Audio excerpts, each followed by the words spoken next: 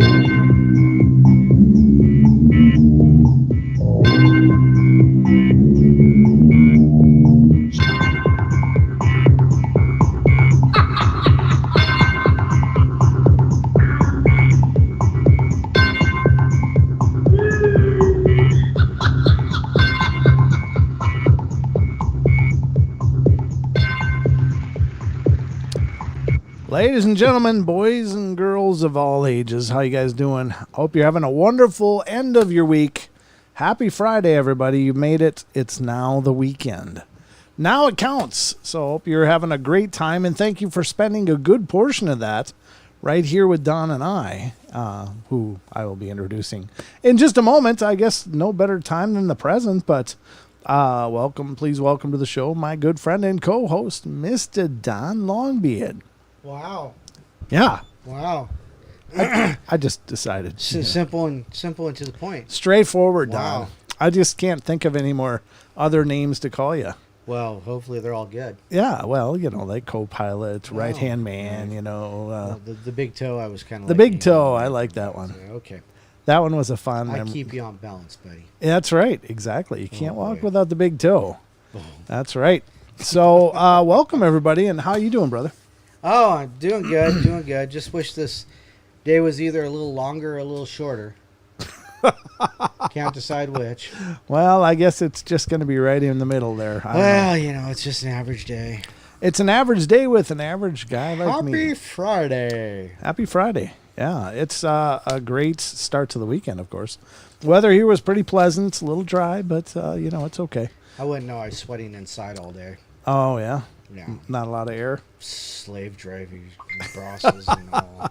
Yeah, I understand. Well, it's good to earn your keep, I guess. Sure. I don't know if I'm ever earning my keep, but I'm still here anyway. So we got a lot of show ahead for you guys, of course, as you well know. Those of you that are new to the show, please understand that if you're watching on YouTube and it's your first time in the door, we do have to take breaks every half hour because we are broadcasting not only on YouTube, but we're also broadcasting on TFR Live, our mother network, the home, the spawning point of what would become the Paranormal Portal. And not only are we on that platform, but we're also simulcasting on iHeart, TuneIn, and TalkStream Live. So, which means we have commercials we have to make room for. Yeah, we got to make room for commercials. So I do apologize. It's just part of the deal. But either you listen to these little video segments I threw together, or you listen to commercials. Those are your options. Or you just watch something else, I guess. Oh gosh, don't say that. Don't ever do that, though, because we'd sure hate to lose you. Yeah. We love everybody that comes in the door. Unless you're a dick, then you can walk right on back out the door. Then you can get the hell out. Don't let the door hit you where the good Lord splits you. Oh, jeez. Well, there you have it. I've never heard that before. Really? I've never heard that before. That wasn't apparently a saying in Minnesota. But apparently not. What would you say in Minnesota? My way or the highway. Get the hell out, GTFO. loser. No, I don't know. It was pretty much straightforward. I don't remember anything colorful. Oh. It was just that old school tough love thing. Yeah. But anyway, let's continue. Throughout the course of the show, of course, our phone lines will be open if you want to call in and be a part of the discussion. We'd love to hear from you. You can call in by dialing 720-923-0500. Please wait till the end of the news. After we finish with the news, if you would, maybe after the first break.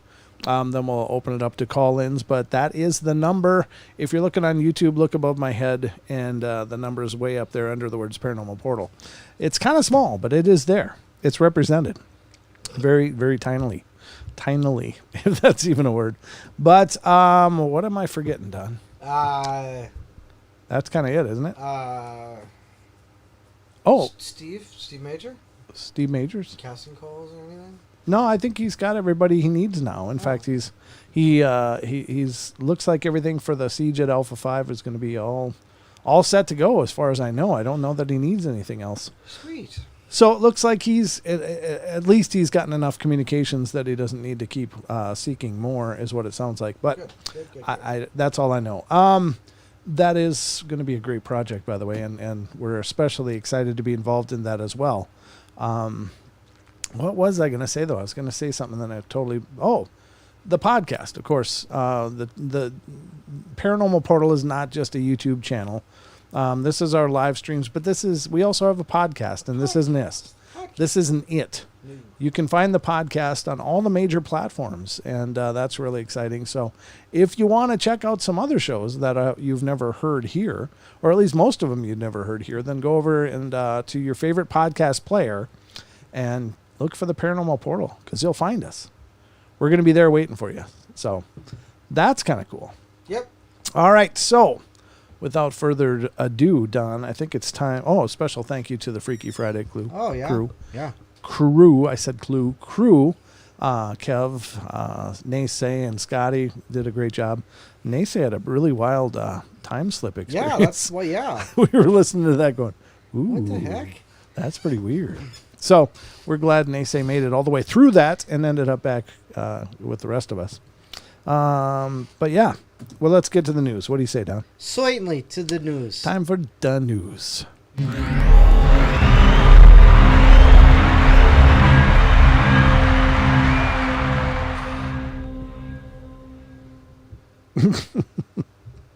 I'm not even sure what the hell that means. Baz says, hey, Paranormal Portal, hell awaits, huh? I don't know. Hopefully not. I'm going to go with hopefully not. But, we'll go. Yeah. We'll go with no. No, that's okay. I'll take a pass. Highway to Heaven, Stairway to Heaven, whatever. But all right, folks, this is the Paranormal Portal News, and this is our segment of just strange stories that we find. Some of them are actually paranormal, and some of them are just weird and not normal. Some of them are informative, and some of them are just bizarre. But we're going to get into those right now, and we're going to the hot sheet section, which is unexplained-mysteries.com, and they offer an amazing assortment of paranormal and science and other otherwise weird news. And we love that site, and we use it for the news. And so it's our pleasure to promote that, and hopefully you guys will go check it out. They have thousands and thousands of articles there, so we can only cover a small sampling here and there, but it's a great site. So, coming from that site, good news, folks. Giant pandas are no longer endangered. I think that's really cool because, they were kind of teetering on the edge of, are they going to be around or not? Well, looks like they're going to be around. It says, once the poster child for endangered species, China's giant panda has been doing well in recent years. After years of successful conservation efforts, Chinese officials have announced this week that the giant panda is no longer endangered, although it's still considered vulnerable. Well, yeah, because they're about as smart as a brick. But and they eat leaves and stuff. But apparently it's still vulnerable. They're adorable as hell, though.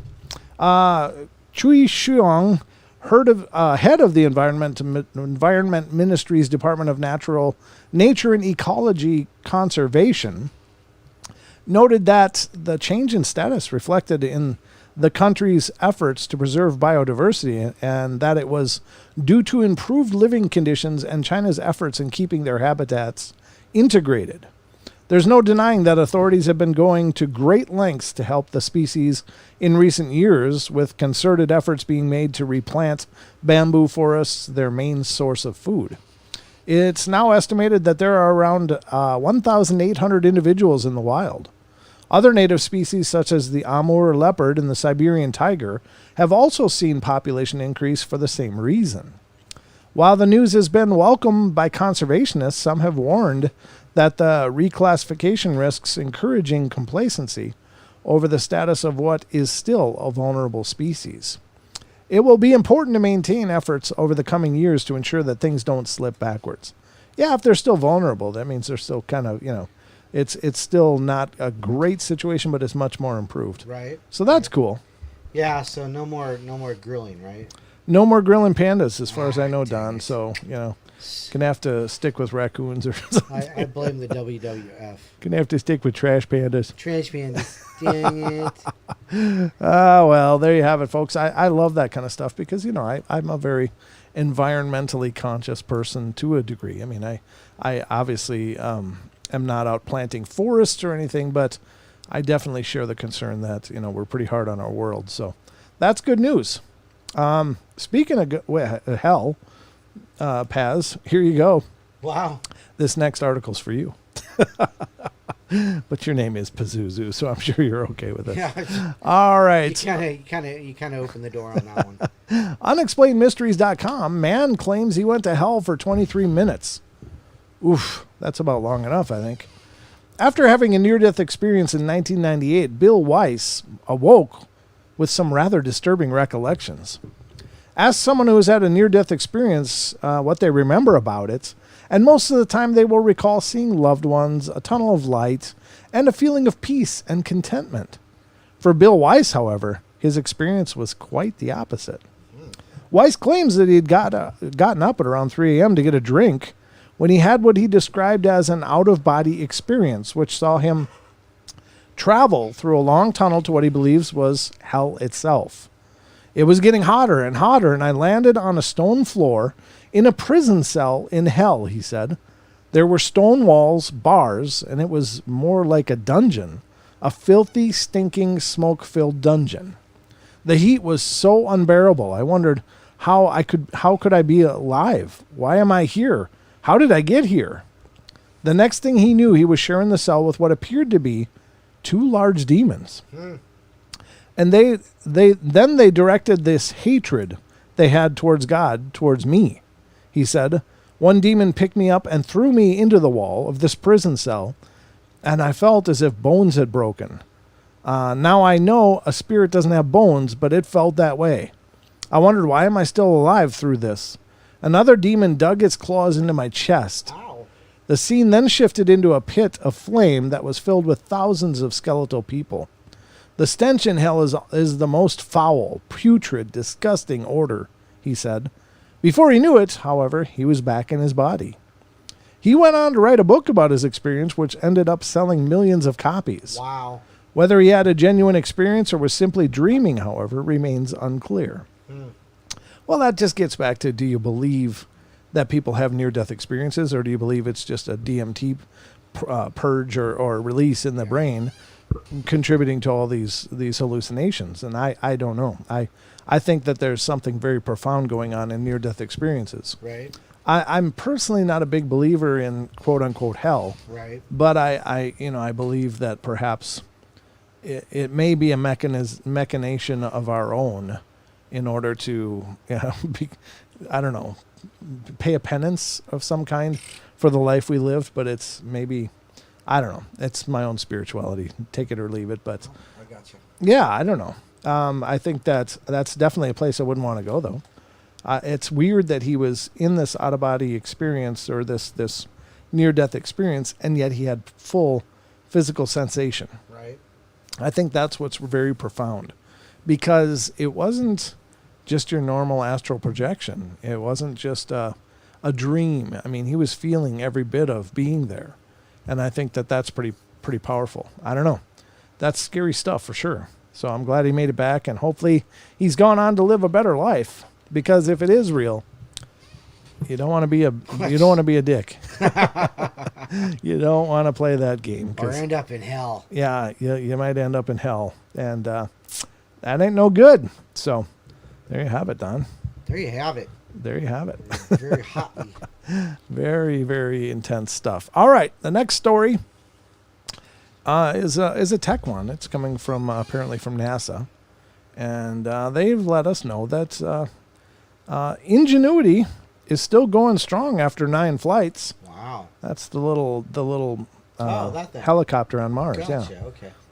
The little plucky little drone, which arrived on Mars with the Perseverance rover, has exceeded all expectations. There was much to celebrate at NASA's Jet Propulsion Laboratory in Pasadena, California, back in April, after the data returned from Mars confirmed that the Ingenuity helicopter, the first of its kind ever sent to another planet, had successfully achieved its maiden flight. Very cool. At the time, the novel rotorcraft was only expected to survive for a small number of flights, but against all odds, it has since achieved flight after flight while simultaneously breaking its own records. Well, of course, it's the only it's the only competitor. Gosh. It's the only competitor as far as I know, Don. Wow. On July 5th, Ingenuity achieved its 9th flight, which saw it remain airborne for 166.4 seconds, cover a distance of around 2,000 feet, and break its own speed record by reaching 15 feet per second. Wow. Its success is not only good news for the mission itself, but for future missions to Mars, which are likely to utilize even more sophisticated helicopter drones to explore the planet's surface. In the week ahead, Ingenuity will send back color images that Perseverance scientists are looking forward to studying, and NASA wrote. Captured in those images are rock outcrops that show contacts between the major geological units on Jezero crater's floor.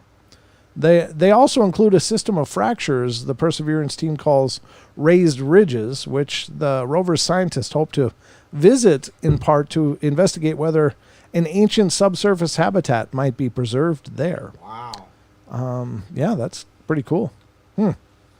It's still flying, folks. They built it well, apparently. So we got that going for us. So I guess it'll be another opportunity to learn a lot more before Elon gets there. Right. Doesn't he want to go to Mars? Or maybe he wants to just send other people there. Yeah. How about you guys go? I'll wait here. I'm just saying. All right, here's another one. This one is about UFOs in Australia. Wow. Down in Oz, Don. We're going down in Oz. All right. That sounds. We're going down in Oz. We're going down in Oz. Mayday, mayday. Yeah. Oh, not that way, or any other weird way that you might imagine that meant. Sorry. You know what? I didn't even go there. I know I did. That's why I stopped myself. Wow. All right. Australia UFO refers to cat-faced aliens. Declassified UFO files from Australia make reference to some rather strange extraterrestrial encounters. A declassified 58-page document detailing Australian UFO encounters reported between 1957 and 1971 has recently been turning up some interesting and rather bizarre stories. Of particular interest is a 4-page section which compiles evidence of weapon systems from approximately 1,000 UFO reports. The alleged weapons outlined in the report include one that can interfere with electrical circuits, one that can cause paralysis, and one described simply as a heat ray. Wow. Some of the snippets featured in the report are out there, to say the least. An excerpt from case 848, for instance, reads, "Vehicles stalled in vicinity of brilliant transparent mushroom-shaped object, having occupants with cat-like faces, quadrangular protuberance underneath." So cat aliens flying around in little mushrooms. Did they have little white caps on too? I don't know. It doesn't say. Maybe, though. Little Smurfs. Another, which comes from France, is even more bizarre. Speaking of France, the Smurfs, right? Weren't they French? I think the French were the ones that gave birth to the Smurfs. Wonderful.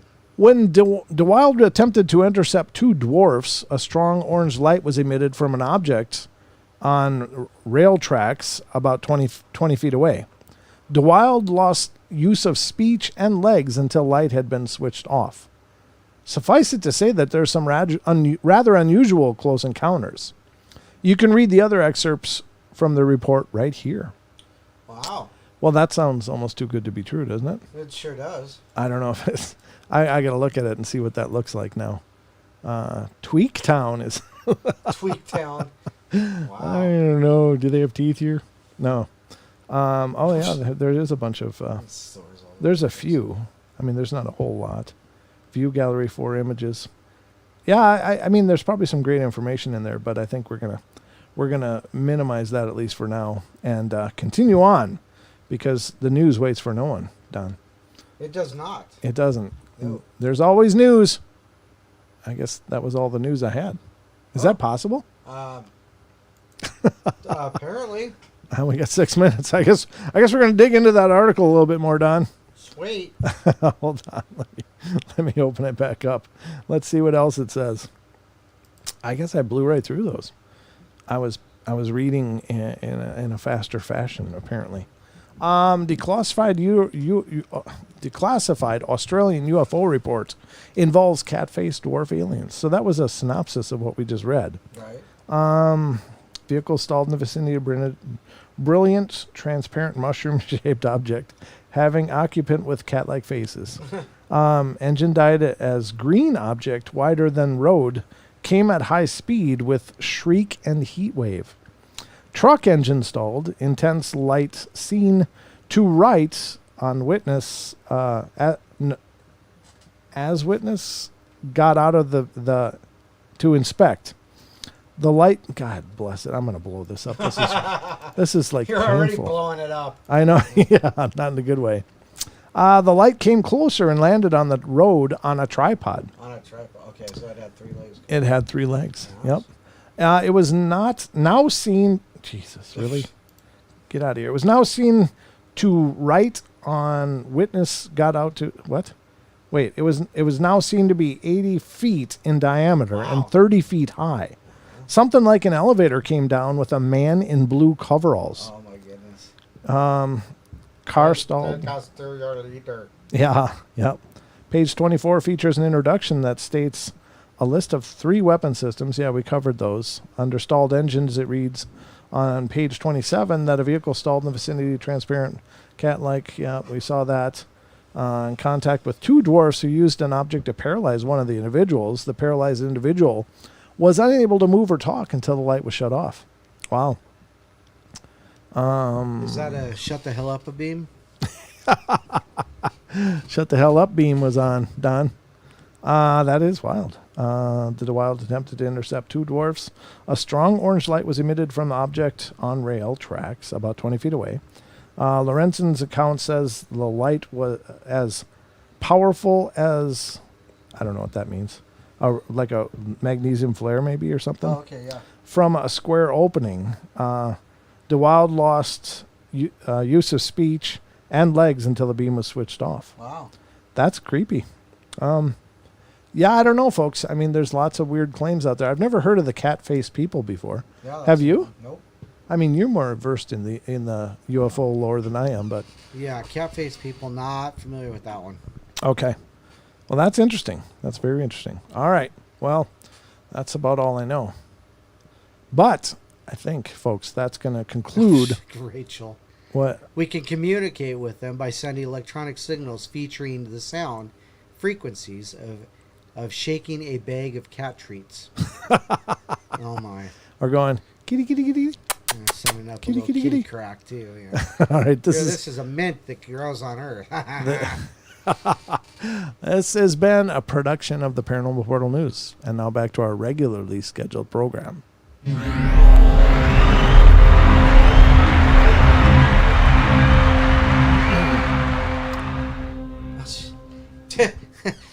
Peter Turk says they're playing the feline song. Well, it's easy, Don. If they attack, you just throw yarn. Yeah, and then they get all preoccupied. It's really easy. Balls of aluminum foil. Yeah. I had a cat that would fetch. 2 cats actually that I had trained to fetch with aluminum foil balls, and they would do it. They would do it for hours on end. It was great. A lot of fun. Sweet. Yeah, I don't know. I thought it was cool. Cat, good with the dry rub. Jesus. Right along with the dry humor. Yeah. Whatever. Here, let me get a drink because this is dry. Yeah, got to wet the whistle a little bit. But yeah, that's some strange stuff. Now, folks, we're going to go to one of our first breaks here in about a minute. Yeah. 60 seconds. Is that better? Sure. Okay. 60 seconds, roughly. It's when the break is going to kick in, and we will be right back as soon as we can with more of the magic that is the Paranormal Portal, including some pretty cool stories that we got pulled up for you. So Sweet. it is sweet. It's sweet here on the Portal, and if you're brand new to the show, we hope that if you're on YouTube, you'll subscribe. You'll stick around. You'll hit the like. This is your prescription for a subscription. You'll ring the bell. And that'll let you know when the portal's live. So that's right. We hope you'll do all of that. And just remember that during this break, don't worry, it's not over. We'll be back on the other side. Oh, my God. Speaking of dry, how about that, Don? Well, there you go. Oof. That's a big cough. I got a lot more of that coming. Good thing we're hitting a break. He's feeling a little froggy. I'm all kinds of froggy. When I'm coughing like this, it makes my eyes just water, which makes reading all kinds of fun. I'm gonna make it, Don. Where's that bumper at? I'm dying for the bumper, Don. Breathe.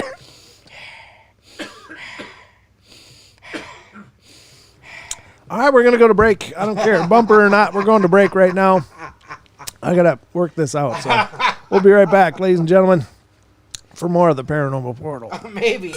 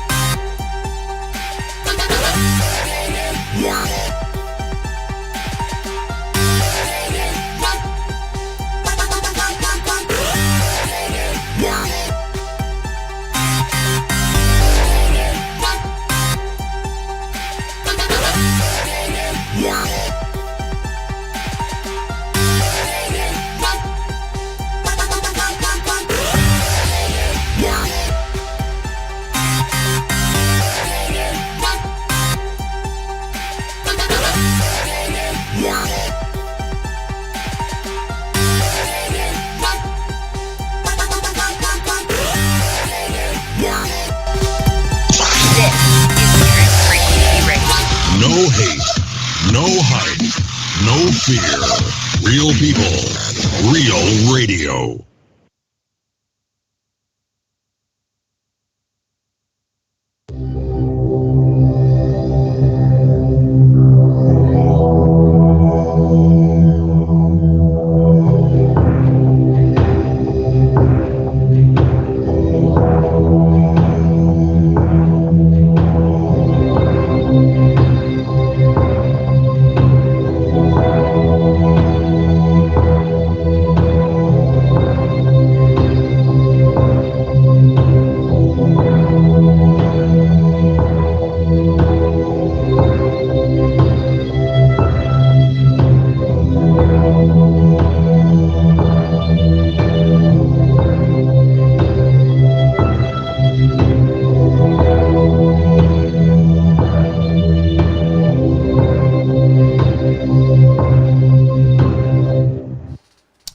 All right, ladies and gentlemen, you made it through the first break. We are into the second half hour now, so lots always on the hopper, as it were. Hope you guys are enjoying the show, though. That's always our aim here on the portal, is to bring you a show that even you can love. Not that there's anything wrong with you guys, but there's a lot wrong with us. So, What's right with us? That's very true. But we love that you guys come in and hang out with us, and we hope you'll continue to enjoy the shows. As always, if you're new to the show, subscribe. What's that? Raspberry, you're awesome.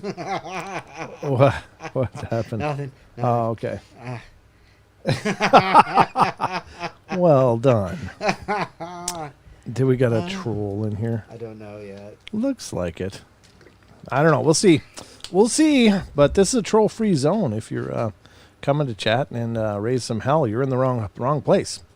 You'll find that you won't be here much longer. I'll just let you know. I'll put it out there. But let's get on with the show. I found a Haterade. Haterade.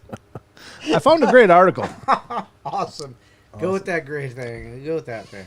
You go ahead and do that thing. I'm going to do an article, guys. All right. All right. So tonight's first article after the news, of course, is one that I find interesting because this is a phenomena that comes up a lot. I have known some people who are twins that have told me that there are times when they're just so in tune, they know what's going on with the other, their twin, and it's a very powerful thing. I believe in telepathy. I believe that is possible.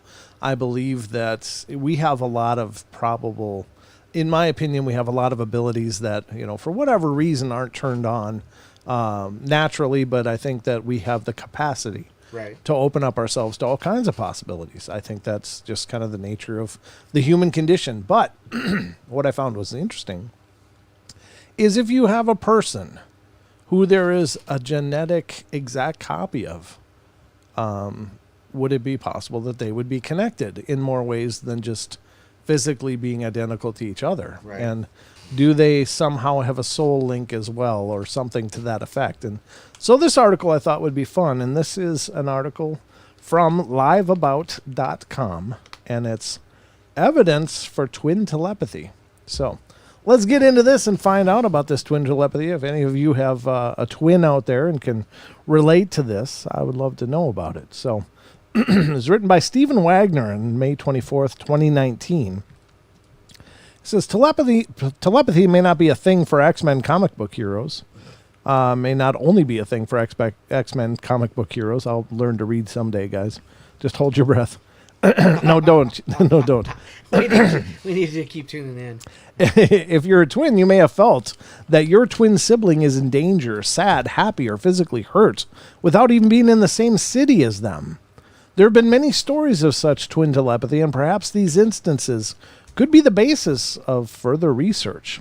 Actually, some researchers have been running experiments with twins that could yield some interesting examinations on the capacity of the human brain and the potential for telepathic communication. See what you make of these ideas after reading anecdotal accounts of twin telepathy and what researchers have to say about them. The Houghton twins are first. Excuse me, I'm still a little froggy from my coughing fit. This story of a telepathic Houghton twins made news in March of 2009. One day, 15-year-old Gemma Houghton was suddenly struck with the strong feeling that her twin sister Leanne was in trouble. Gemma hurried, or Gemma, is it Gemma or Gemma, Don? Gemma, okay. Gemma hurried to the bathroom where she knew Leanne was taking a bath and found her sister submerged, unconscious, and turning blue. Leanna is an epileptic that had suffered a seizure in the tub. Gemma pulled her sister from the tub, administered CPR, and revived her, saving her life. I got this sudden feeling to check on her. It was like a voice telling me, your sister needs you. Gemma later told reporters she was under the water. At first, I thought she was washing her hair or just playing a trick. But when I lifted her head out, I saw that she had turned blue. I knew that she'd had a fit. Had Gemma not been compelled by that feeling to check on her sister, Leanne almost certainly would have drowned. Wow. The Houghton twins story is one more anecdotal account of the psychic connection that is said to exist between many twins, especially identical twins. The Houghton sisters happen to be fraternal twins, but their mother says they were inseparable and share an uncanny bond. A survey conducted by Dr. Lynn Cherkas, a genetic analyst from the Department for Twin Research at King's College, London, showed that 1 in 5 identical twins said that they had experienced some form of telepathy, and 1 in 10 fraternal twins reported the phenomena as well. Although a telepathic connection between twins is not universal, as Dr. Cherkas' survey reveals, it is common enough to serve as some of the best evidence for the reality of telepathy among humans, and has provided researchers with a good way to study the phenomena. Guy Leon Playfair has done extensive research in the field of twin telepathy, and has much of his work can be found in his book, Twin Telepathy, Psychic Connection, The Psychic Connection. In an article for Paranormalia, Playfair comments that the Houghton event is certainly not the first time that twin telepathy may have saved a life. I know of at least 3 other examples, one of which I investigated at first hand, he says. This would suggest that the scientific community should take rather more interest in it than it yet has. Excuse me. I got all kinds of things going wrong right now. Sorry. Oh my God. I'm just bubbling and burping. And G says I'm a twin. Nah, just kidding. Oh my God. Can you imagine if there was 2 of us? Or 2 of me, she says. Yeah. That'd be scary. Telepathic connection is next. In some cases, one twin will know about something that happened to the other twin when such knowledge was clearly impossible. This story comes from Twin Connections, a website that celebrates the mysterious bond between twins and collects stories from twins. Aya, mother of identical twin boys, shares that when she and Ethan were going to pick up Gabriel from her grandmother's place, Ethan casually told his mother to tell Gabriel to put his clothes on. Confused but curious, Aya called her mother to see if she was having a hard time getting Gabriel dressed, to which her mother responded, yes, Gabriel didn't want to get dressed because it was too cold and he wanted to stay in his pajamas. At the time, Ethan and Gabriel were 4 years old. Wow. Physical reactions. Much of the information we have about twin telepathy comes from the spontaneous experiences reported by the twins themselves. Some reports reveal that a twin can physically respond to a change or trauma that occurred in their twin. An article by Buzzle, is that Buzzle? Yeah.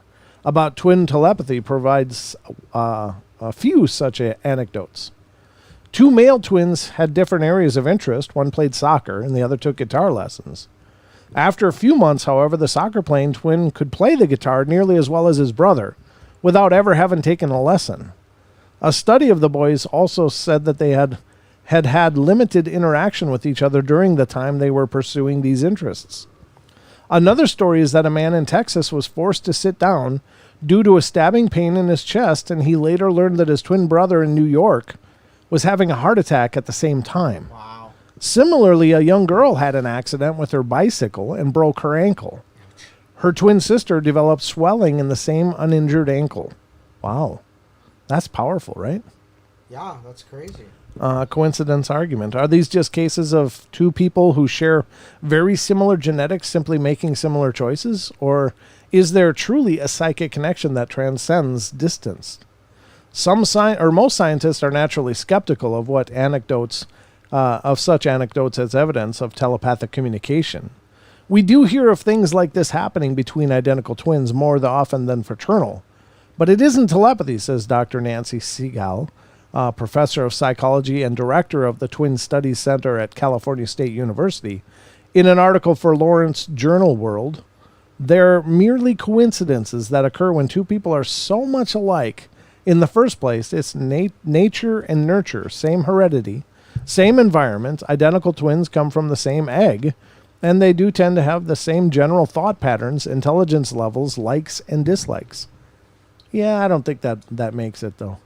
I mean, if one breaks a leg and the other one swells without even being there, that doesn't make much sense. No, that would be more spiritual. Right. Yeah, that's like more empathic. Right. Yeah. Yeah. I work with somebody. She's got a twin sister. Uh-huh. She hates her. Identical or fraternal?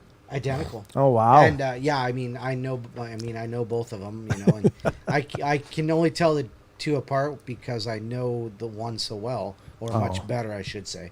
But she doesn't hate her, but they never had that, like, what do they call it? The twin. They were twin. They didn't have the telepathy. They didn't have the empathy. They didn't have. They didn't have that connection. Yeah, that connection. Yeah, apparently not. And it's not that every twin will, as right. is suggested in this article. I mean, so many out of 10. Only like 1 of 10. Right. 1 of 5 identicals, and or 1 of 10 identicals, and some number of fraternals. Fraternals, yeah. So yeah. Yep. Oh yeah. Well, that reminds me of my friend Eric back in high school. Yeah. Yeah, he was a fraternal twin. He looked nothing like his brother. Oh yeah. And oh my God, they hated each other. It was crazy. I knew Dan and Doug Reynolds, and they were twins as well. But one was like 6 feet tall, and the other was like 5'5". The short one had dark hair, the other one was like blonde. Right. It was just like it was hard to believe they were from the same person, but they were, and they fought like cats and dogs. Twin too. tuition. That's right. That's what it is. Twin tuition. Oh, Twin I like tuition. that. That's exactly what Twin tuition. Leave it to raspberries. All right. Twinning.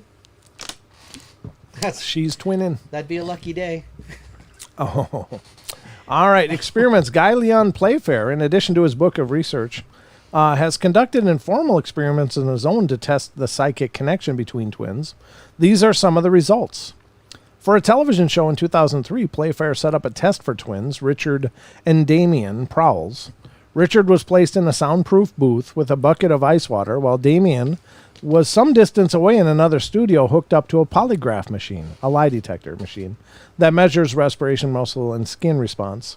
When Richard plunged his hand into the ice water and let out a gasp, there was an obvious blip on Damien's polygraph that measured his respiration as if he too had let out a gasp. In a similar experiment before a live TV audience in 1997, twin teenagers Elaine and Evelyn Dove were likewise separated. Elaine was in the soundproof booth with a pyramid-shaped box, while Evelyn was sequestered in another room with a polygraph.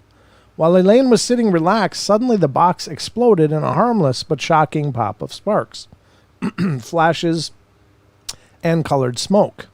Evelyn's polygraph recorded her psychic reaction at the same moment, with one of the needles running right off the edge of the paper. Wow, so she felt that same sensation. Playfair is quick to admit that these are not experiments conducted with the strictest scientific protocols, yet it is difficult to explain their outcomes. And there was a reason that Playfair used cold water and the element of surprise in his experiments rather than having the twins try to communicate the number and suit of a specific playing card or another such thing. The physical and emotional response could be the key to making it work. Telepathy tends to work best when it is needed, he said, and when the sender and receiver are strongly bonded, as with the mothers and babies, dogs and their owners, and those with the strongest bond of all, twins. So there you have it, folks. I don't know. I think that's very interesting, and again, I think it stands to reason that twins might share some kind of connection, and I think that doctor's right, because if it's just a matter of think of the playing card. What am I holding?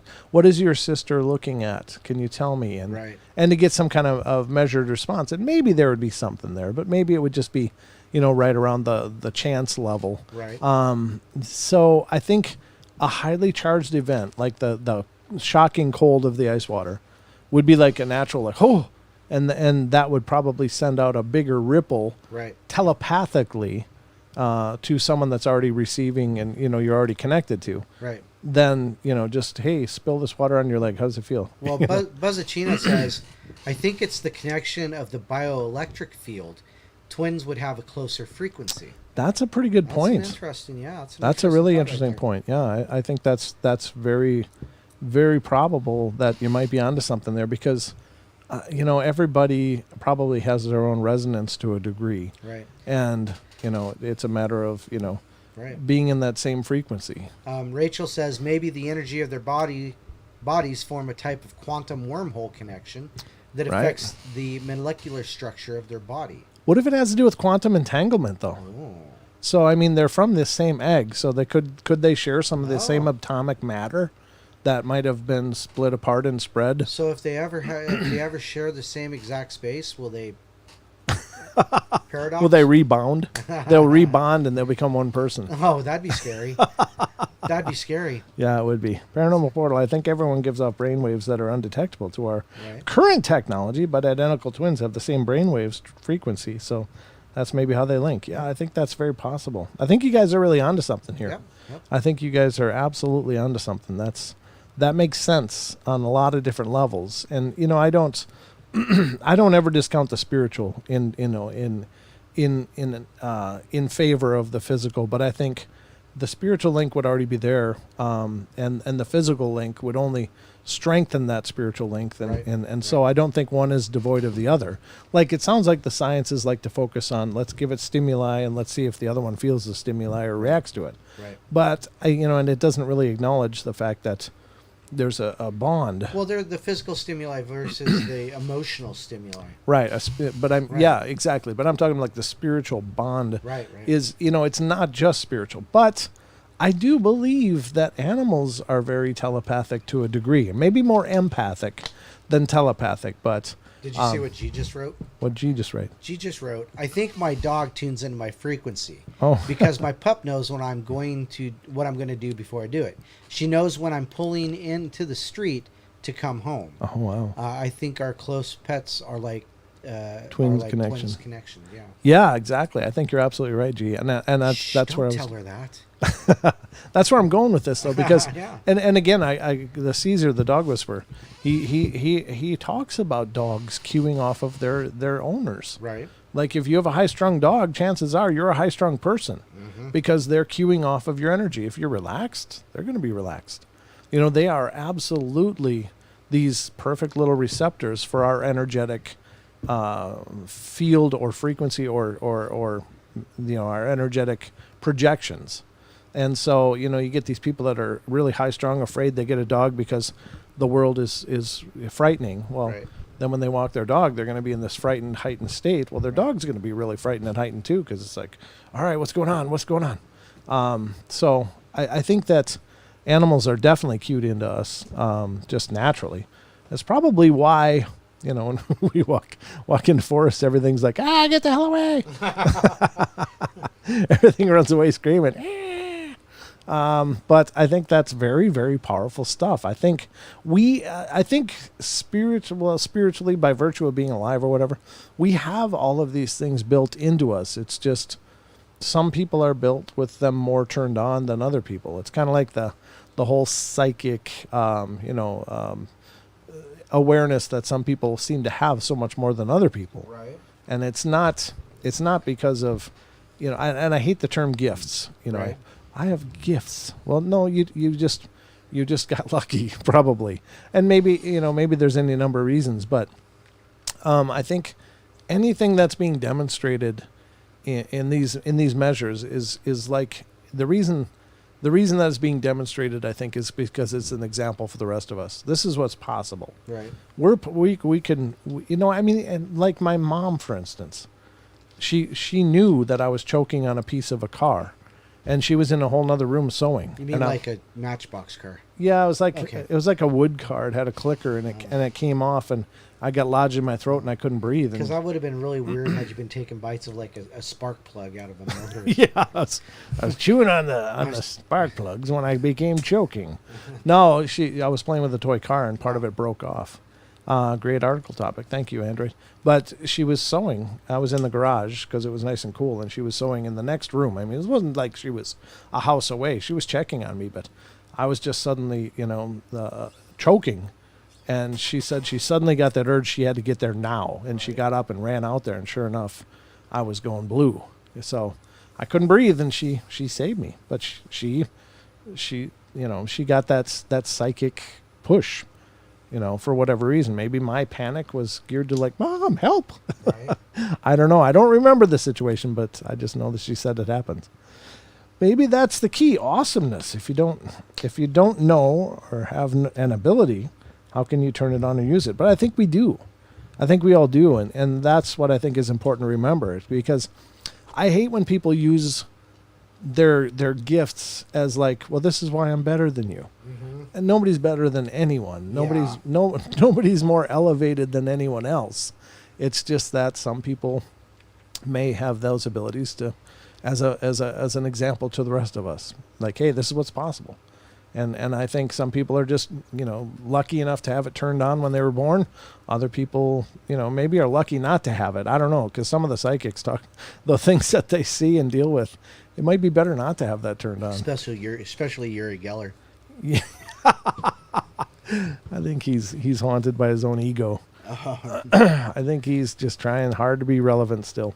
But anyway, that's just a nutshell about it. But I think this topic is really interesting because it doesn't necessarily have to just be with twins, but I do believe that it probably is more common in twins than just in any other sampling of the general population, just because there's so much that's exactly the same between identical twins.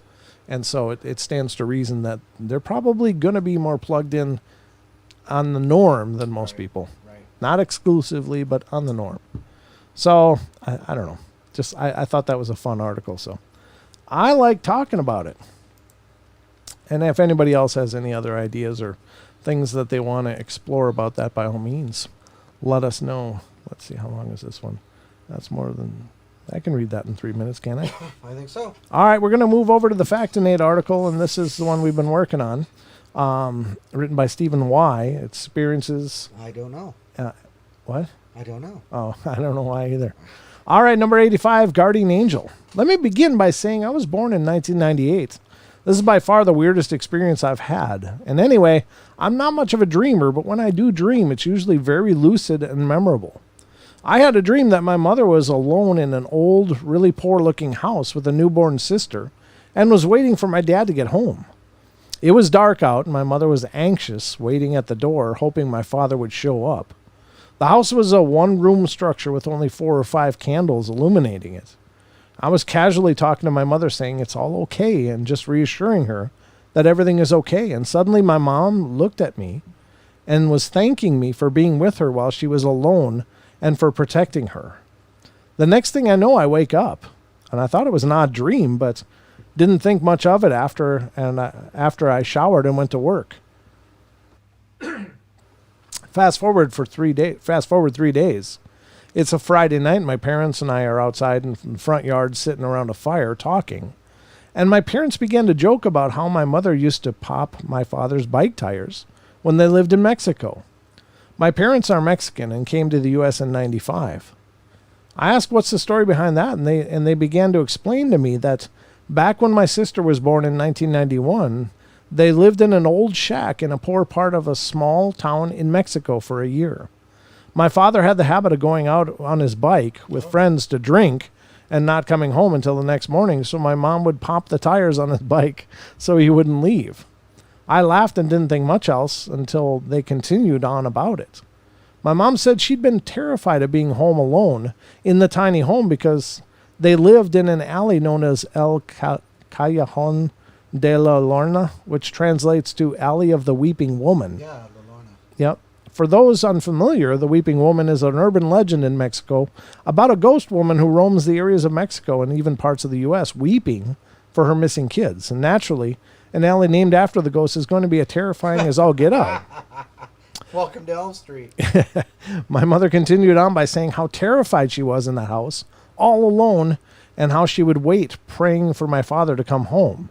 My father then made a joke saying that something along the lines of, "Why did you want me there? You claimed your guardian angel was protecting you." At this point, I thought, wow, weird. So I asked my mom more, and she told me that one night she was visited by a man who seemingly came out of the wall, but she felt comfort and familiarity around him, and he sat and spoke to her, reassuring her it's okay before the man seemingly walked back into the wall. My mother said that after this, she felt a strong calmness around her and was no longer afraid of being there. She tripped me out considering I was born in 98 and I have never heard a thing about my mother's story until after I had that dream. I'm not sure if it's just a coincidence or if it's something more complex. Break time. It's almost break. I think the bumpers are late. Yes. But that's really powerful. Very powerful story. Well, they lived on the alley of the Weeping Woman. You got to be joking me. Apparently, it's a thing. It's a thing. So I'm just waiting for the bumper to come. And maybe it's not coming. All right, I guess we're going to go to the break, folks. And maybe it'll pop up. Maybe it won't. But in any case, the break is now.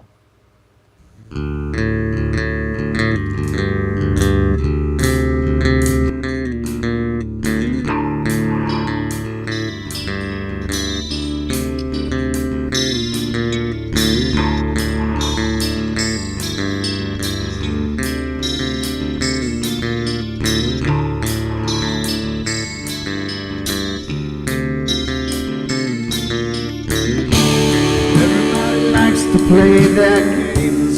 Everybody loves to place their bets.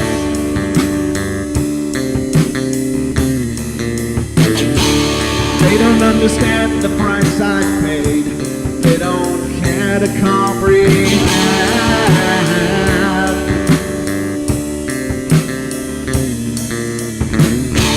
Trace their lines upon my body, dripping scars across my heart.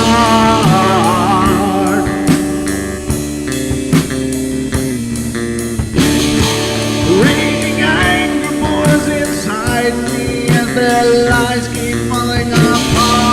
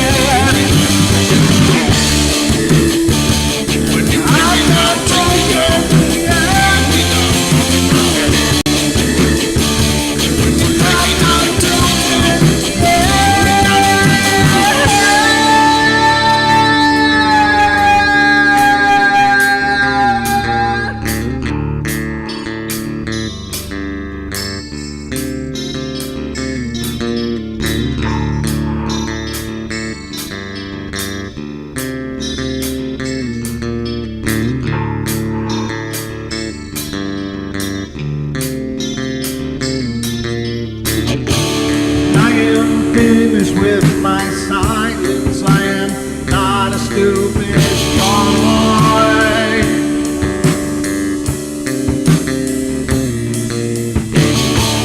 No more breaking me with kindness, just you dance upon my joy.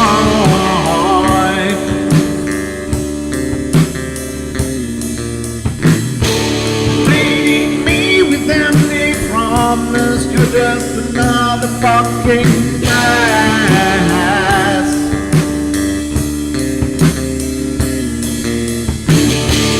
Taking off the slice of my sanity, just make sure that you're well fed.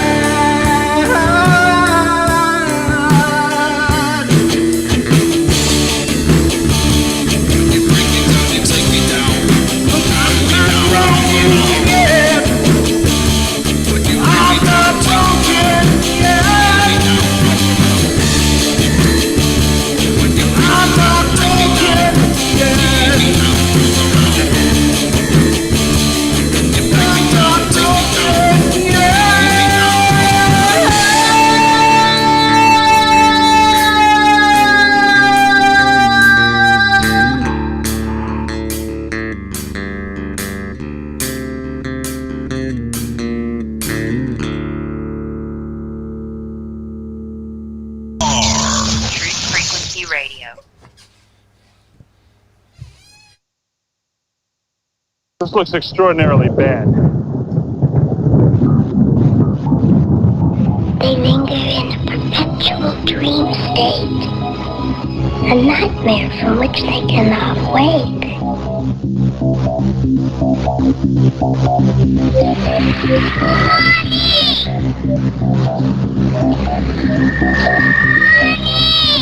I can't see you, Mommy! Where are you? I've never sensed anything like it.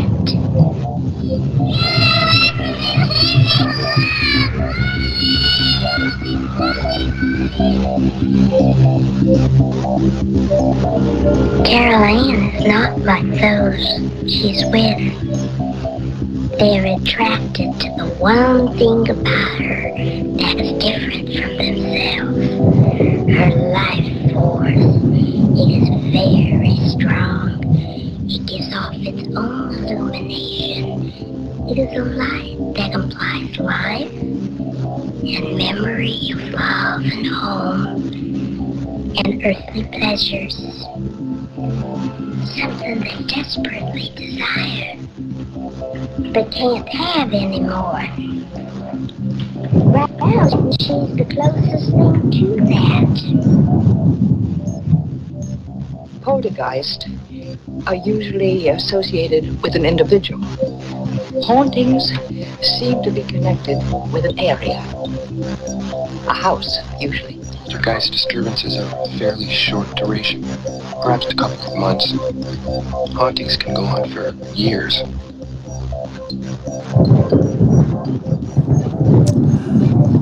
They can, folks. Hauntings can go on for years. And years. And years. And years. And actually centuries. Millennia. I watched a ghost show on TV. I can't remember which one. But they went to, where the hell did they go? Pompeii? Pompeii. Yeah, the ancient ruins of Pompeii. Yeah, Italy, yeah. And they had like some thermal hits of colder than people, but humanoid figures wandering around in Pompeii. Wow. It's like, wow. Nice. That's pretty powerful stuff. It's where Pink Floyd recorded some great stuff. Oh. Yeah. Well, I'm a Floyd fan, so you know, what can I say? See you all on the dark side of the moon.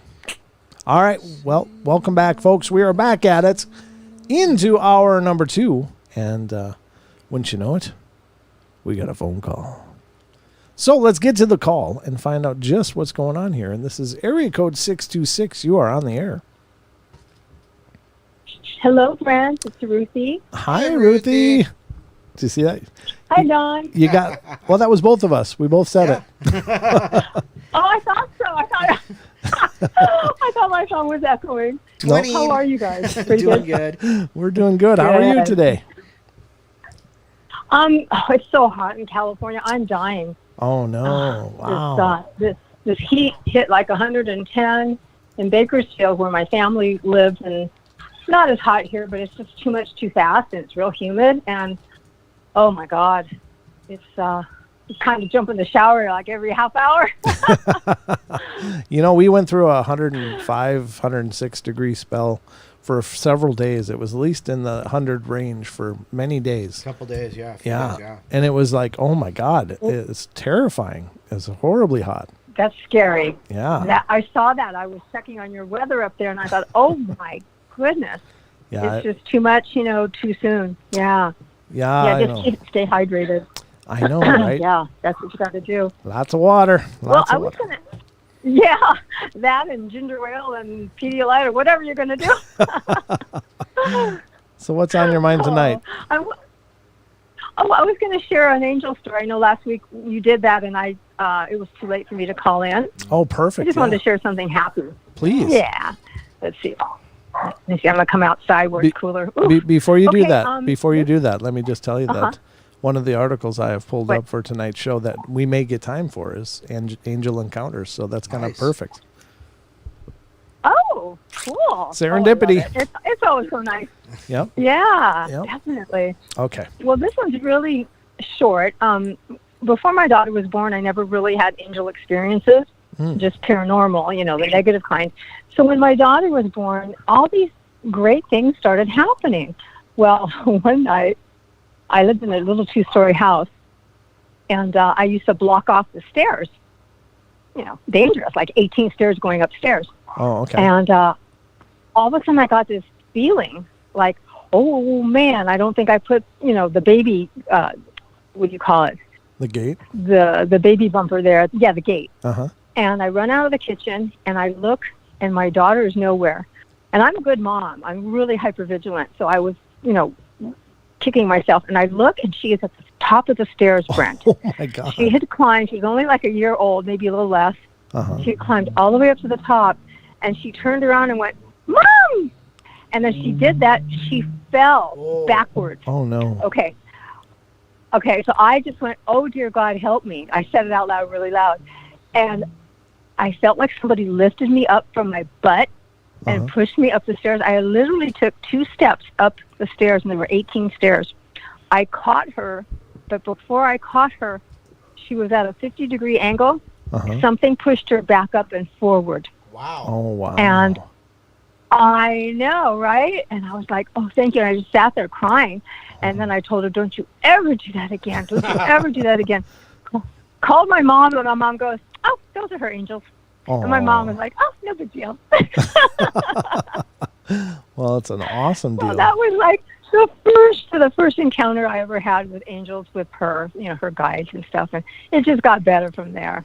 Oh, that's really powerful. Yeah. I mean, of all the things, what a heartbreaker that would have been if it had gone really sideways. And, oh, God. Gosh, she could have died. She could have broke her neck. Absolutely, yeah. I was just thanking God that I felt her. I felt her not being in the place she needed to be. She was quick. Oh, apparently. she was walking at 9 months, okay? She was like, she was everywhere. Oh, man.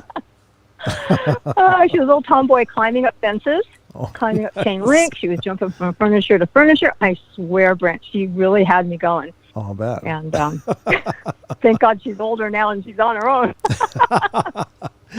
Oh, hopefully. So I thought I'd share that story with you. And that's a great one story. thing is, after Dominique started getting older, we started encountering other guides and angels, and they all were older white men, Caucasian. Okay. They all had gray hair. Wow. And they were older. And I did call in a story about 3 years ago and told you about that one weird encounter I had at my house when I was 14. But, it was real interesting.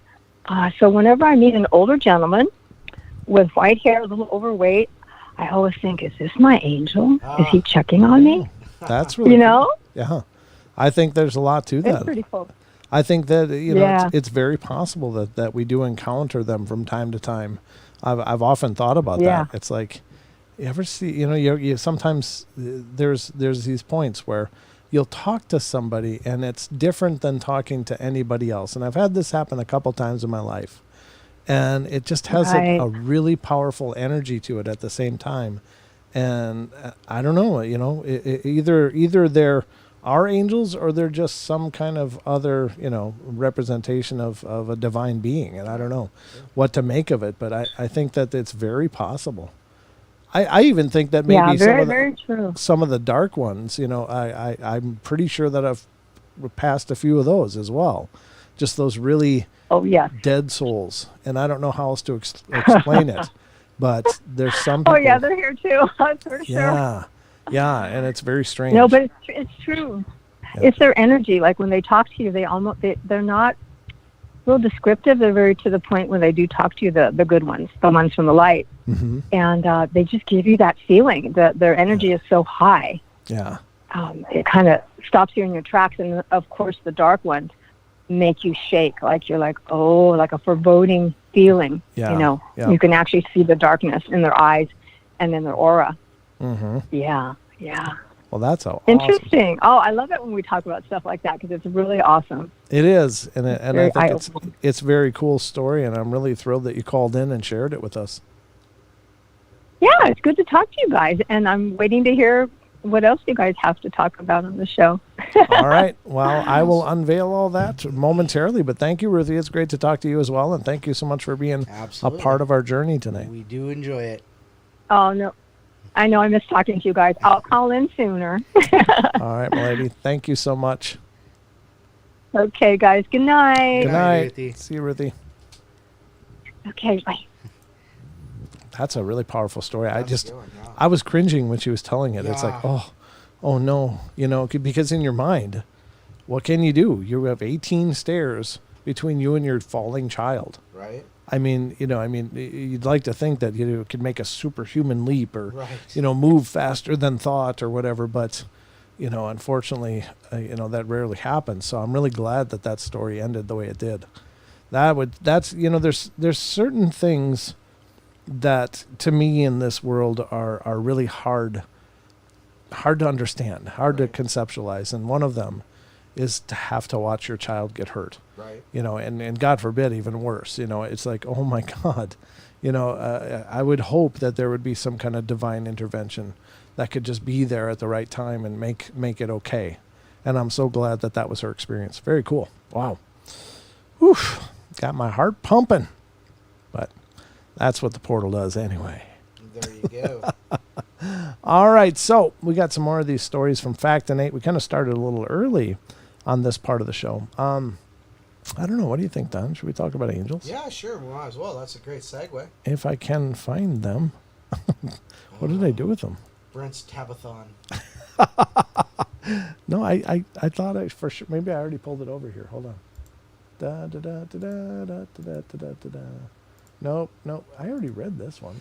Get that one out of there. Huh. Well, I guess we're going to continue the Fact and Nate article because that one I know where it is. And then we're going to close with a Brent Swanser story tonight that has to do with UFOs, aliens, and a bizarre vanishing of a person. And we'll get to that in the last half hour. So let's continue on this journey with the Fact and Nate article that we have been working on. And we're on number 86 now. This is such a big list, Don. Holy man. 86, The Wheel of Fortune. I love that show. Patsy, Jack, Vanna White. Oh, my God. All right. On July 15th, 2013, at about 7:45 a.m., I was on my way to work, approaching the intersection and getting ready to take a left-hand turn. This is a notoriously dangerous intersection on any day, and there have been many accidents here. It's hard to see if the intersection is clear from the right, and the left turn is particularly hazardous. Wet my whistle so I'm not having those smacking lips. I was running late and flustered state of mind, and I looked to the right and believed that I had correctly viewed that nothing was approaching from the right, so I made the left turn. As I crossed the intersection, I glanced right once more and saw a vehicle heading straight for me in what I could only have been in excess of 90 miles per hour. Wow. We saw each other. Oh, no. I saw the look of terror in the other guy's eyes, and we were that close. A collision was absolutely inevitable. There was no way on this earth that it could have been avoided. What happens next is extremely difficult to describe, but I will do my best.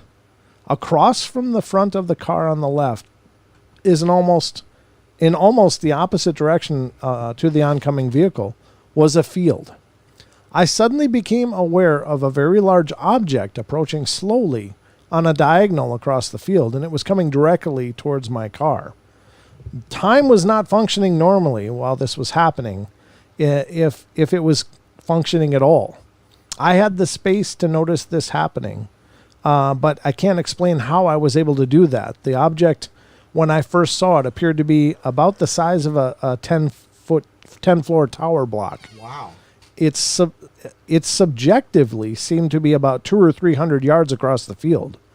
The object resembled a giant water wheel laying on its side and rotating as it approached me and my vehicle. It got closer. I saw that my first observation about its size was wildly inaccurate. It was more like the size of a small city. As it got closer still, I understood that all scale and distance estimates were meaningless. It was larger than what we think of as the world. As the object drew nearer to me, a kind of sensation came over my person, and I knew exactly what this thing was. I had seen the object before I was born, and I will see it again when I die. We all knew it before we were born, and we will all see it again when we die. But this information is eclipsed from us while we are alive, and that was why I was seeing it now in the experience, because I was in the process of dying in a fatal car crash. The wheel was reality itself. It represented every conceivable possibility for a life or for a world that could ever be envisioned or imagined. As it approached, I became aware that what we call our world was contained within it. It was simply one of the numberless slots or paddles in the water wheel. At that moment, the truly terrifying dimension of this experience began. Words cannot even begin to describe the level of fear I experienced. The water wheel sort of rolled across me and then across the place where my car was in the road. And as it did so, I began to be hit by each of the paddles in the wheel. And I imagine a film of water being thrown outward from the wheel in each slot as if by centrifugal force. Imagine being slapped or splashed by each of these films as you collide with it and pass through it to the next one. And this is what was happening, except these weren't just films of water. They were, for lack of a better term, possible realities, or what we might think of as universes or worlds. Again, our world, our entire universe as we normally think of it, was simply one among an infinite number of those. The event, or perhaps the imminent event on the highway, had caused me to slip out or fall between the paddles of the wheel. This structure had some kind of cosmic purpose of sorting things into their correct natural place, and I was afraid and resisted being sorted, so the wheel stepped up its aggressive attempts to sort me correctly. With this came another understanding that frightened me even more. I knew that unless I soon selected one of these realities to slide back into, that the wheel would coerce the situation by deciding for me. I seemed to file or flip through numerous conceivable quantum possibilities. For the outcome of the accident, I began to grow extremely panicked. Each time I thought I was just beginning to get a handle on things, I'd be slapped over violently and ruthlessly into a new slot on the wheel. Then it happened. I found myself back on the highway in what seemed to be a very short distance back up the road, still approaching the intersection. This is just one of many experiences associated with the event that I cannot explain. Did I choose a world where that was a version of our universe in which the accident hadn't quite happened yet, but was just seconds away from happening? I can't say, because I have no memory of making that decision, but I remember the look on that driver's face as clearly as if it were yesterday. I remember him bracing back on the wheel, but I braked as I reached the intersection, and that driver or his car were simply nowhere to be seen. Wow. That was by S.L. Kripkenstein. Huh. Okay. I mean, that's just the Reddit user, but Right. that's a wild thing. Now, I don't know that there's just this one wheel and that's what everyone would experience, but that was the way he was interpreting it. Right. That was the visual representation that worked for him to understand the situation, I guess. Well, and it kind of makes sense. Somebody Sure. said Ezekiel's wheel. Oh, good point. Yeah. So, but I was thinking like Wheel of Time. Oh, yeah. The Robert Jordan. the Norns, and the Norns and the spinning wheel. Uh-huh. I mean, it's got the spokes in there. Sure. And this person fell in between the spokes and was getting slapped around until they popped in the proper spot, yeah. spot, like a roulette wheel. Yeah, that's creepy, Yeah. huh? Yeah. That is really wild. Yeah, that's crapping out in a big way. Well, at least it all worked out good, because I think, again, that's a real divine intervention of sorts, because, I mean, how many situations would you like to have another shot at? Like, Right. That happen in life. It's like, oh, this is all screwed now. And all you can do is just deal with the repercussions of it. But to have a moment Right. where you could step back and go, with the knowledge that you have, Right. step back and redo it. Well, there I think, was this one girl. yeah. Well, there you have it. So, number 87 is the break-in. About 10 years ago in another town in another state, it was in the middle of the night, and I was sitting on a sofa with my then boyfriend and our two friends talking and eating donuts. It was almost 4 a.m. and we were in the back room of his house, sort of an extra room, that really only had this sofa in it. And the room is behind the kitchen and connects to the backyard and the basement. The kitchen had a new mattress standing in it that was headed for the bedroom the following day. It was big, so it took up most of that room. You couldn't really get to the sink or to the microwave, but you could see the glow of the blue nightlight. And all the other lights in the house were off, and I just happened to look over into the kitchen as one of the cats jumped off the counter and hightailed it out of the room. That's when a shadow on the blue-lit wall caught my eyes. I immediately froze in fear. The shadow was the upper half of a man, a short, bald man, and he was sketchy. He crouched and ducked and looked left and right, and then ran into the front living room. My immediate thought was, holy, someone is breaking in. I thought I was seeing someone run by the outside of the house through the window. I told everyone about this, and as I was telling them, it was slowly dawning on me that is impossible, that I would even have seen someone who was outside cast a shadow from a nightlight inside the kitchen from behind a mattress. Plus, the person would have to be extremely tall for me to see the entire upper half of their body crouched down if they were outside the kitchen window. My heart almost lurched out of my throat. So I don't know what they really saw. Was it an apparition then? Is that what they think? I don't know. Strange. Number 88. Nowhere to run. Just remember that. Nowhere to run, folks. Pat Benatar. Sorry. So this girl who I was seeing at the time, and I Benatar. needed to have a talk. I needed to have a talk. Don't you hate those talks? Yeah. You need to have a talk. Oh, damn it. I don't want to talk. And we decided that we would go to our local college town statue to do so. Many kids that go to our college went there to hang out, take pictures, or climb the statue. The statue is 30 minutes away in the middle of a farmland. It's a popular and safe place. So we decided to head out, and it was probably around 1 a.m. at that point, and you could see the stars and all of that, and it was pitch black outside. When we got there, I got a really creepy feeling. But we wanted to take a look at the statues, so we got out of my car and proceeded to walk to the statue. We took a look and decided to get back to my car because it was dark and cold outside. About 10 minutes into our conversation, I saw a large white SUV drive past us, so I didn't think anything of it, but it was the only other car we had seen all night. That car drove maybe a quarter mile down the road and suddenly did a 3-point turn, and then came back towards us and took a right onto the side road that sat directly in front of us. About a quarter mile down the side road, the SUV did another 3-point turn and stopped 100 feet or so in front of us with its headlights glaring down my car. Really? At this point, I was thinking of getting out of here. Suddenly, the car drove straight ahead into our gravel lot, partially blocking off the only way in or out. At this point, all of my spidey senses were in full gear, and I was ready to book it. The girl with me was like, "No, we need to finish talking. He's just being weird." Yeah, okay. You think? I decided to leave anyway, and as soon as I squeezed my car out of the lot onto the road, the SUV was tailing me. I told the girl to call authorities, but, of course, in the middle of nowhere, there was no service.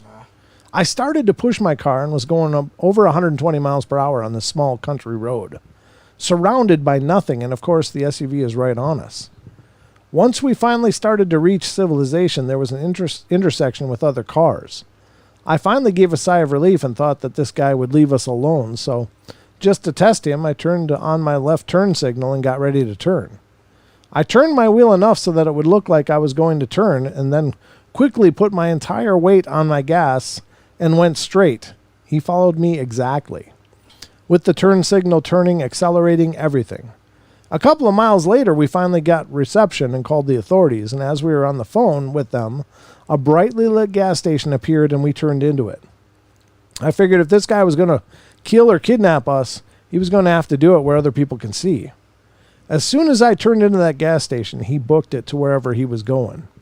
We gave a description and what happened to us to the dispatcher, and to this day, I don't know what that person wanted or what their objective was, but I'm glad I didn't find out.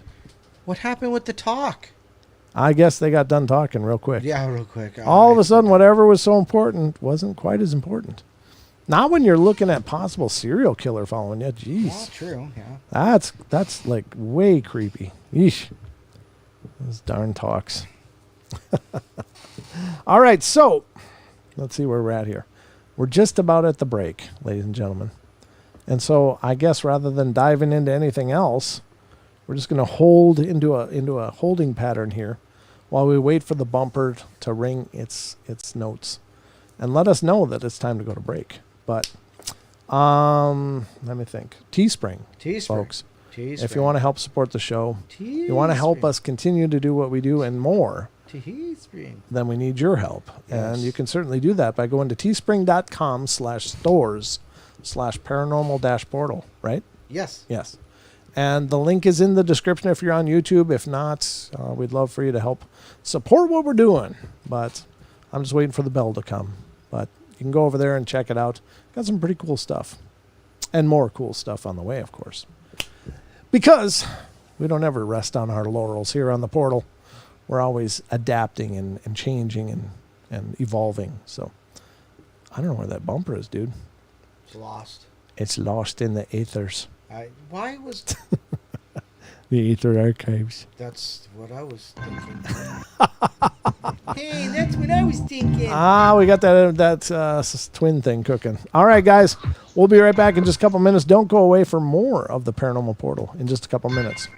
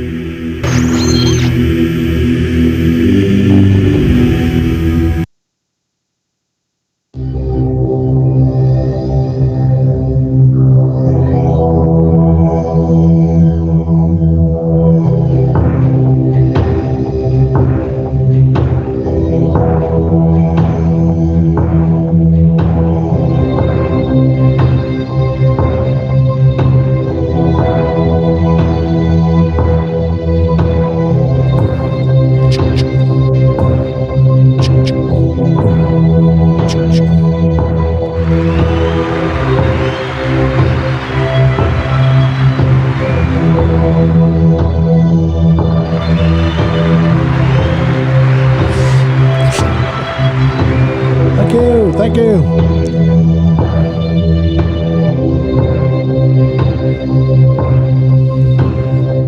You know what time it is, Don? It's time. I don't know. Time for the last half hour of our show. Last half hour of the show. Last half hour of the Paranormal Portal, folks. We have cooked through a whole bunch of time, and it's gone really quickly. Of course, I'll be back tomorrow night as well. Don, however, will not be. Nope, I certainly will not. Tomorrow night is the last show for about a week and a half. That's right. Something around there. I'm going to be plenty busy for the next week and a half. So hope you guys manage without me. But remember that our YouTube channel has over 1,000. 1,000 videos. Over 1,000. How many? Let me see how many we've got right now. Let's just look it up And quick. if most of our videos are 2 hours long, That's a lot of material. We have 1,016 videos currently, Don. wow. 1,016 videos on our YouTube channel. Wow. That's 1,016 That's a lot of binging. episodes of fun. That's a lot of binging. That's right. You know, some shows like to say that eight episodes is a season, but I'm just saying. What's a season? I remember when a season was like 3 seasons of the year, and then you had summer off. Like you get reruns in the summertime. You remember that? Yeah. TV shows used to like have episodes every week for like 40 weeks out of the year, and then they'd take 12 off to get ready for their next season. I remember that, but now it's like 8 episodes is a season. You see that on some podcasts too. Yeah. Yeah. Yeah. Like Down Under. I don't know what season What's a that season? is. A season of paranormal. The paranormal doesn't take breaks. There is no one season for the paranormal. It is just one season. It's a season of fun. It's a season of fun, folks, but we have 1,016 episodes in our YouTube archive, so if you want to check out the show over the next week and a half, We will keep you entertained. there's a lot there. There's just so much work there. Years of compiled efforts on our behalf. Some of it better than others. Some of it's just steaming piles. Some of it barely qualifies as shows, but we were learning. You can go way in the way back machine of the Paranormal Portal on YouTube, and you can find Don and I using one camera and a laptop camera.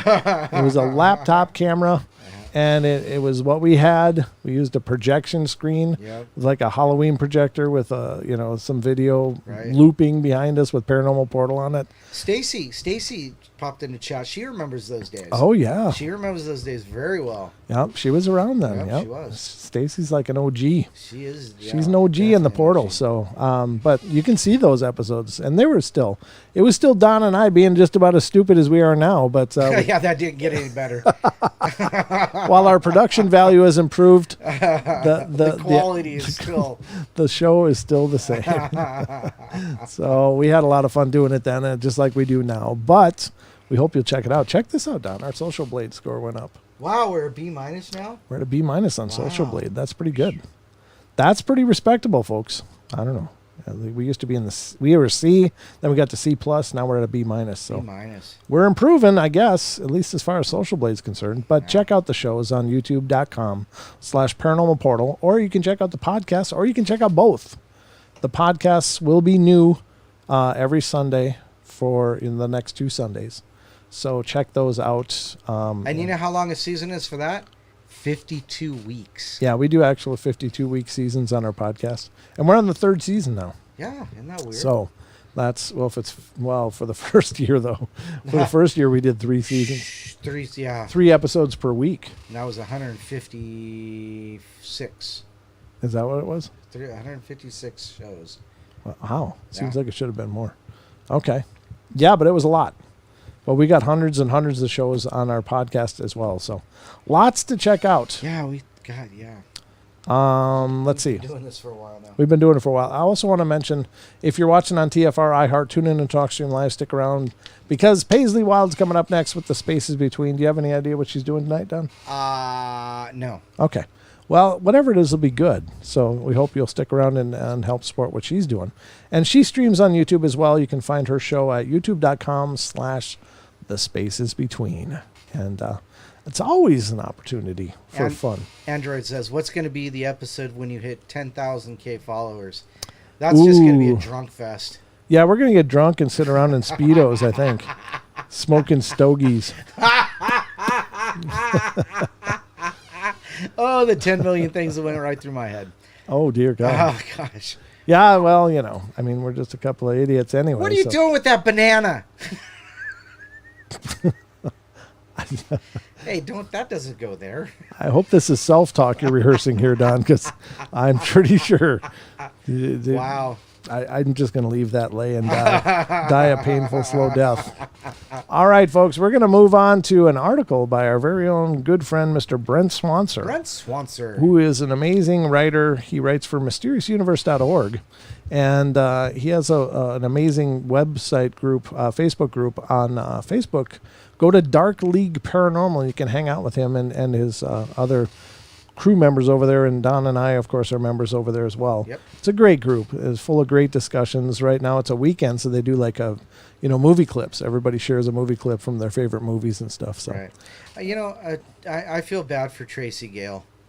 Why? She says I listen to the podcast when I go to bed. Wow. Isn't that like scary? we used to get emails from people who would listen to us and fall asleep, and then they'd have these horrible dreams going exactly verbatim with our narration. They'd have the dreams, and they'd be like, "Oh my God, freak me out! I was running from a dog man." And then I woke up and you were talking about Dog Man. Drinking stogie, smoking beer. Drinking stogie, smoking beer. Yes, I know. Yes. So anyway, we're going to get to this article, and this is from mysteriousuniverse.org. Definitely support the site. Brilliant site full of very talented writers. Thousands of articles there as well on all 40 topics. So this is UFOs, Aliens, and the Bizarre Vanishing of Granger Taylor. This is by Brent Swanser as of July 7th of this year. So it's a brand new article, and we're thrilled to be able to share it with you now. So let me get to reading so we got enough time. Some mysterious disappearances really do seem to ride the line between the known and the unknown. On occasion, we have those individuals who vanish amid very strange circumstances and clues which sometimes hint at something perhaps very bizarre going on, even mixing with the realms of UFOs and aliens. One very weird case of this type was a man who claimed to be in contact with aliens, only to then go out to meet them and subsequently vanish off the face of the earth, to leave quite the bizarre puzzle behind. I might have just added bizarre on my own, but either way, it worked. It's like earlier when you were reading a story, you said experiences, and the word was actually mysteries. Yeah. I don't know where that comes from, but I don't just know let it either. ride. It's little aneurysms, probably little strokes. I'm probably having mini strokes all the time, Don. Born on October 7th, 1948 in Vancouver Island, Canada, Granger Taylor's life did not start off so great. His father died in a tragic lake drowning when he was very young, and as he grew, he proved to be a shy and reclusive child. Taylor had no real friends growing up and would spend all of his time alone, tinkering with machinery and eventually dropping out of school in the 8th grade to pursue his hobby as a mechanic. He apparently had quite the natural gift for it, though. For although he had no actual formal training and was self-taught, Taylor quickly proved that he was quite the genius when it came to any type of machine, and was a master of all aspects of mechanics, including everything from welding to electronics, and was able to build, fix, or restore just about anything. And he would have some particularly impressive accomplishments, including a one-cylinder car he practically built from scratch at the age of 12. Wow. An overhauled bulldozer, and an old rusted-out full locomotive that he had hauled out of the brush at an abandoned logging site to fully restore to working order. Perhaps his most impressive achievement was a World War II P-40 Kitty Hawk, which he restored to full airworthiness with nothing but a bunch of spare parts and a pure ingenuity, of which he would later sell to a collector for a good amount of money. And there, I guess, is the guy. Okay. Indeed, Taylor made plenty of money from his various projects, helping out his parents, with whom he lived on their 21-acre property, and he was a very popular and successful around town. But then things would get weird in the 70s. Taylor began to become interested in UFOs and how such technology might work. He began talking about UFOs and aliens constantly, and during this time, he started a new project. painstakingly constructing an actual life-size UFO in his yard over the course of a year, tirelessly cobbled together from some old satellite dishes and other assorted spare pieces of junk. Or spare parts and junk. I was going to leave that one alone. Yeah, I know. I'm trying not to cough. Wow. With the end product being a fully outfitted with a television, couch, a bed, and a wood-burning stove. Wow. Taylor began to spend much of his time ensconced within his UFO, even sleeping there and often hanging out there with his good friend Robert Keller, getting high on marijuana and discussing aliens and UFOs. In the meantime, his steadily increasing fascination with aliens continued on unabated, growing in intensity as time went on. By all accounts, by this time he had become completely hopelessly and deeply obsessed with UFOs, constantly reading about them and theorizing about how they worked, and it got to the point that it was practically the only thing he would ever talk about. This might have just seemed like a geeky hobby for him, just a fun project to work on, but then he would make it weirder by claiming he was in actual contact with aliens. Taylor began telling some of his closest friends that he was in frequent telepathic contact with enigmatic aliens from outer space, which would frequently connect to him in his dreams, and this would get even creepier when he also began to claim that these aliens had actually invited him to come along on a journey with them, and that they recognized his mechanical talent and wanted to share their technology with him. Indeed, on November 29th, 1980, a 32-year-old Granger Taylor told a close friend that it was almost time and that the aliens were coming for him. To arrive during a storm, that evening he got into his truck, had dinner at a diner he regularly frequented, despite the fact that, rather fittingly considering his prophecy, a severe storm was ominously brewing outside. He would then seemingly drive off of the face of the earth. The only hint as to what had happened to him was a creepy note his father found the following morning, which read, "Dear Mother and Father, I've gone away to walk aboard an alien spaceship as recurring dreams assured a 42 months interstellar voyage to explore the vast universe. Then return, and I am leaving behind all my possessions to you, as I will no longer require the use of any. Please use the instructions in my will as a guide to help. Love, Granger." Well, there's the UFO he built. Wow. Curiously, in his will, the word funeral had been crossed out, and the word death replaced with departure. There was also a report that claimed that on the back of the letter was inexplicably scrawled a map of Waterloo Mountain around 20 miles away, the significance of which has never been ascertained. The Royal Canadian Mounted Police immediately organized a massive search for the missing man, but no sign of either him nor his vehicle could ever be located. The only possible clue ever found would not be discovered until 6 years later. In March of 1986, when a blasted-out truck and a few bits of human bone were found 4 miles away from the Taylor property at a dynamite blast site near Mount Prevost, the vehicle was apparently practically disintegrated, reduced to mere scattered pieces by a significant volume of dynamite. Shrapnel had torn the place apart, and the human remains found were mere splinters and tiny pieces and shards. It has never been conclusively determined whether these remains or the truck really belonged to Granger or not. However, at the time, they were widely presumed to be the remains of Taylor, since some fragments of clothing found at the scene matched clothes he was known to have been wearing, and he would officially be declared dead. One of the main theories that sprang up in the wake of Taylor's oddball disappearance was that he had perhaps committed suicide, possibly by using explosives to blow himself up. And the note had just been his weird version of a suicide note. However, although he was an eccentric mad genius by all accounts from family and friends, he had not been suicidal at all. Despite this, his mental health had allegedly been deteriorating as he rambled on about aliens, and he was reported to having been doing a lot of LSD. Oops, that's not good. The idea is perhaps the drugs and delusions of aliens speaking to him had pushed him to a psychotic episode, and that he had driven up to suicide. Yet another idea is that Taylor had some dynamite in his truck and that it had accidentally gone off. He was known to keep sticks of dynamite in the vehicle for the purpose of blowing out tree trunks, so it is possible, but his friend Keller disagrees with this theory of death by dynamite, either intentionally or by accident, and doubts the remains are even from Taylor at all, saying he was too smart to have an accident up in the mountains. There's no way.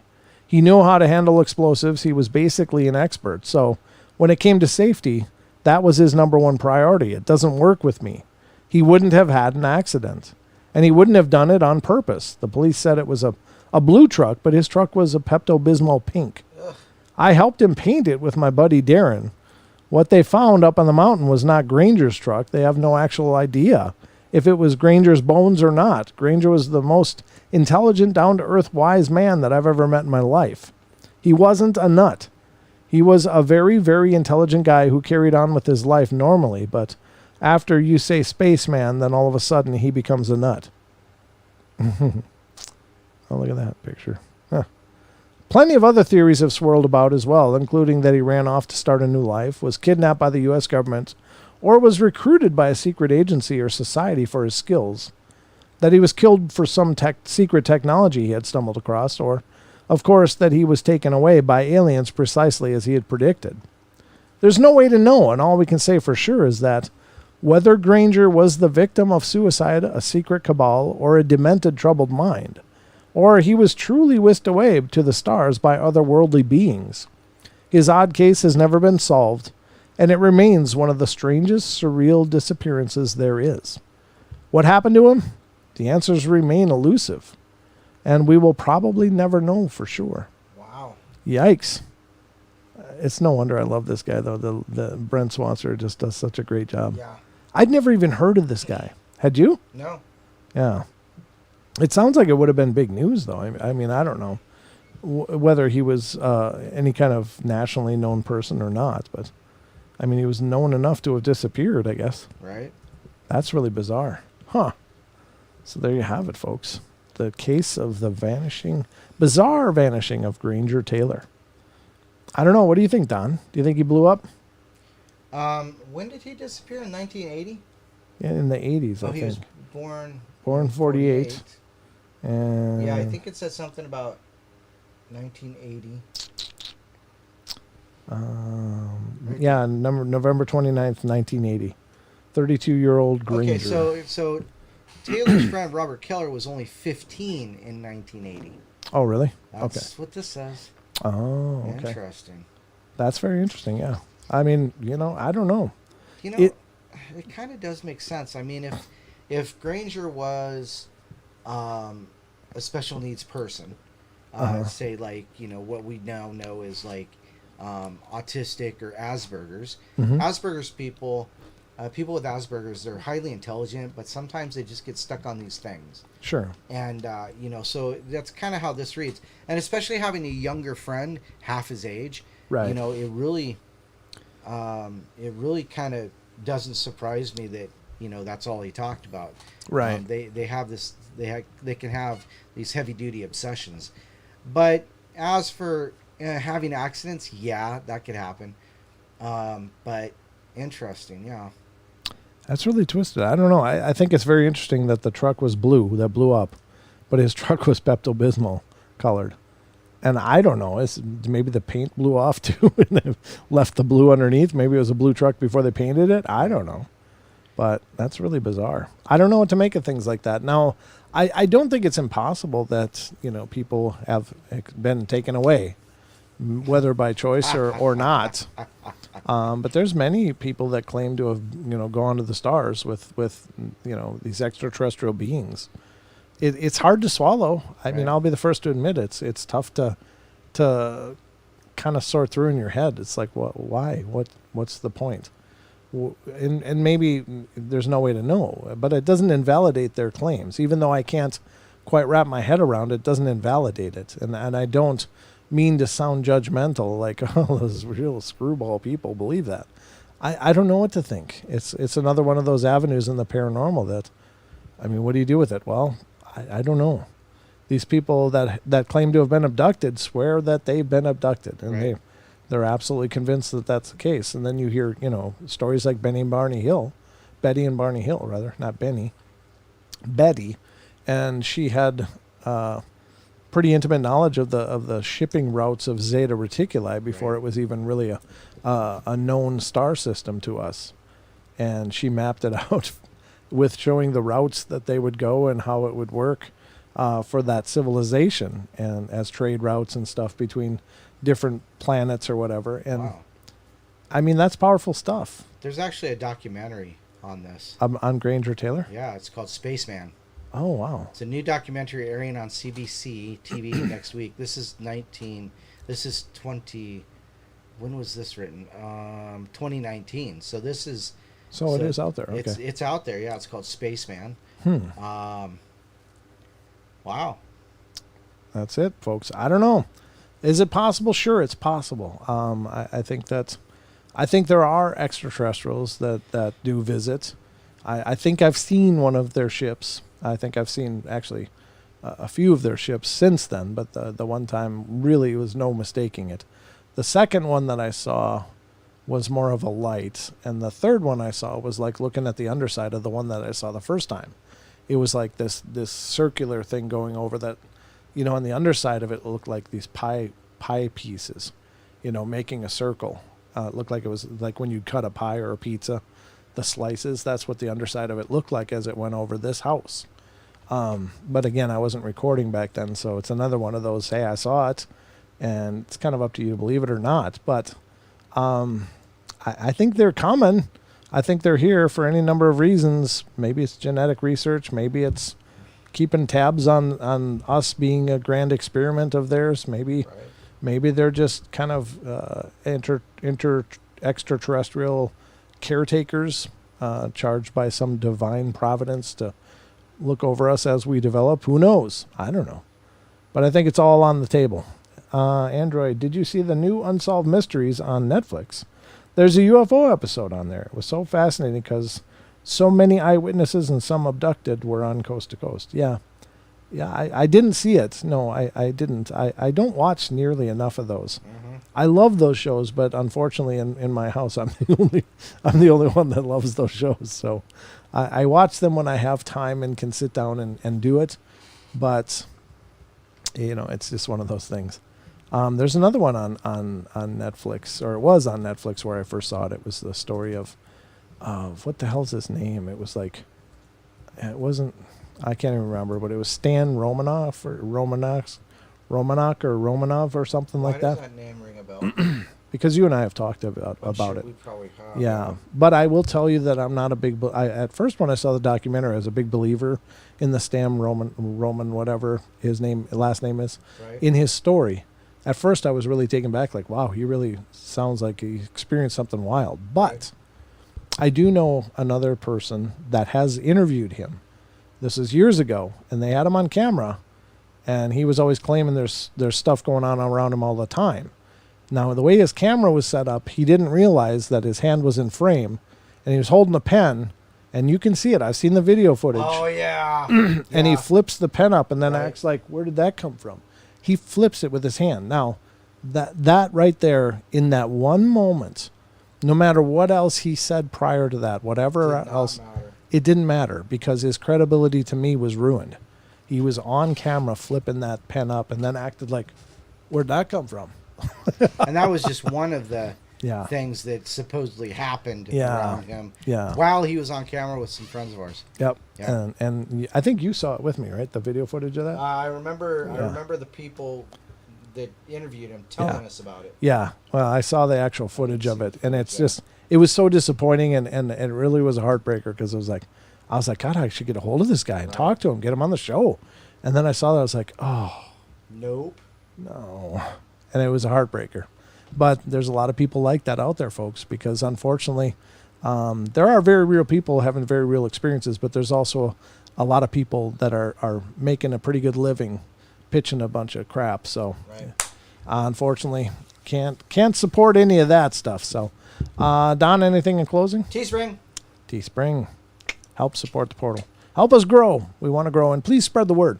Feel free to share and spread any of these episodes from our YouTube on your social media. Everywhere. Everywhere you can think of. It would be awesome. We would really appreciate your help. Somebody did do a super chat today.